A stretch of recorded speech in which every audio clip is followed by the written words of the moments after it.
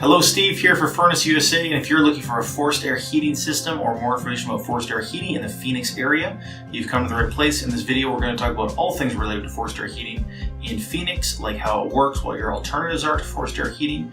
If you just want to schedule a quote with us, click a link on this page or just give us a call.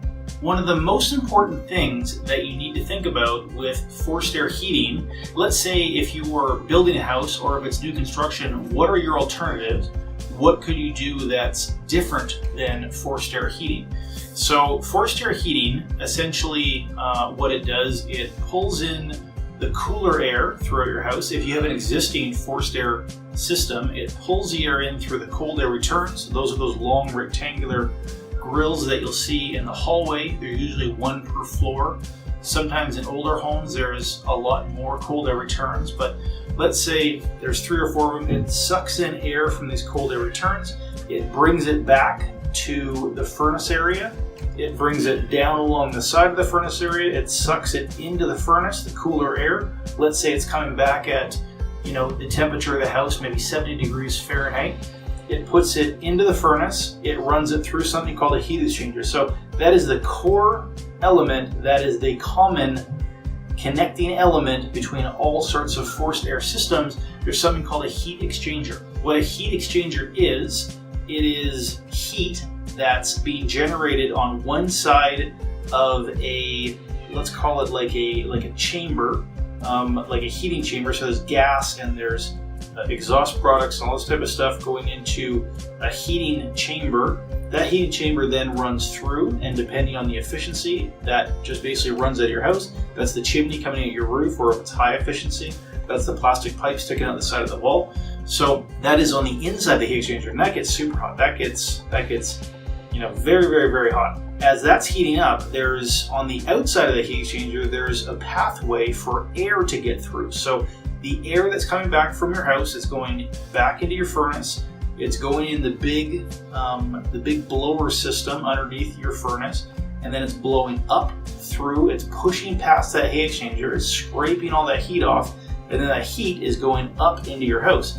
So with forced air heating, there's usually a temperature rise somewhere, depending on the age and all that kind of stuff, between say 30 degrees and say 80 or 90 degrees Fahrenheit. So what that means is, let's say the air coming back from your hallway is 70 degrees, it goes into your furnace, it heats it up to 100 degrees. If it's an old furnace, the temperature rise is much higher, so it passes through your furnace, goes up to 100. Let's say it's an old furnace, is going up to 130, 140, something like that, and then it goes out throughout your house. So what they found over the years is with newer furnace, they actually have a lower temperature rise for forced air heating. And the benefit that does, the problem if the older systems, if the temperature rise is too high, it will essentially, the heat will just rise. It'll go to the top of the room. It'll make its way through the insulation, and you've lost it. By more slowly heating the house, so newer, more modern furnaces have a lower temperature rise. It slowly or more slowly brings everything up to temperature. There's less of a chance for the heat to dissipate and disappear. It spreads more evenly throughout the house. So that's where in older furnaces, older forced air heating systems, there is a higher temperature rise. On newer forced air heating systems, there's a lower temperature rise. So what are the alternatives that you have to forced air heating? So one of the most common alternatives to forced air heating is something called boilers. So briefly, what boilers are, a similar concept to forced air heating. It's taking the cooler parts of the house, but it's absorbing that cooler temperature in the form of water. So a lot of times it goes through like a baseboard, goes out to a different part of the house, it goes out or underneath the floor, it absorbs the cooler temperatures, it brings that temperature back to the boiler, just like a forced air system. It heats that water back up, it puts it back into a pipe. So that's a boiler system. So pluses of boiler systems as compared to forced air heating is that it will heat your house more evenly. It will do it very quietly, but you can never have the benefits of what forced air heating can give you. So the benefits of forced air heating is that you can connect, you can connect a air conditioning system to it, or you can connect a heat pump system to it, or you can do other sorts of things with forced air heating that you can't do with other types of systems. So Another option is something called a ductless mini splits, ductless heating, as opposed to forced air heating. Ductless heating is just an individual little heater that sits up on the wall behind, or it's put on the wall inside different bedrooms and different rooms throughout the house, and it provides heat to that individual room. It is forced air in a sense because there is a heat exchanger. It's usually not a gas. They're usually heat pumps. They're usually electric, and they're just for much smaller areas. So forced air heating, generally, as an overall rule, it generally refers to attached or detached house with a ducting system. So you have a big flow of air spreading out and being distributed all throughout the house. So you're forcing the air throughout the house. Another alternative to forced air heating is something called electric baseboard or electric resistance heaters.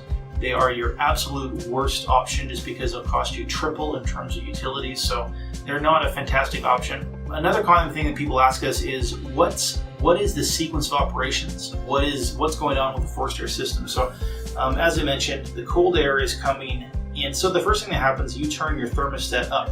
So as soon as you turn your thermostat up, or as soon as there's a call for heat your thermostat, poof, the gas comes on inside your forced air system. It's going into the heat exchanger that we talked about before, and then that starts to heat up, tick, tick, tick, tick, tick, tick, tick.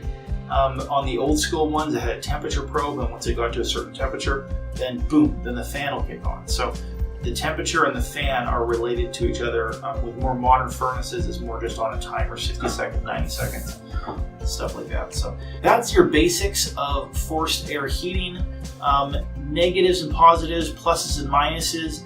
I would say forced air heating, just because, especially the pricing and the cost, a lot of times is going to be the best bang for your buck. A furnace, a forced air furnace, is relatively inexpensive compared to a whole house full of ductless heating systems. It's way less expensive than electric baseboard heating in terms of operation. It's way less expensive to install as compared to hydronic heating or boilers. So what it really comes down to, it's more cost effective. There's some drawbacks, there's some negatives.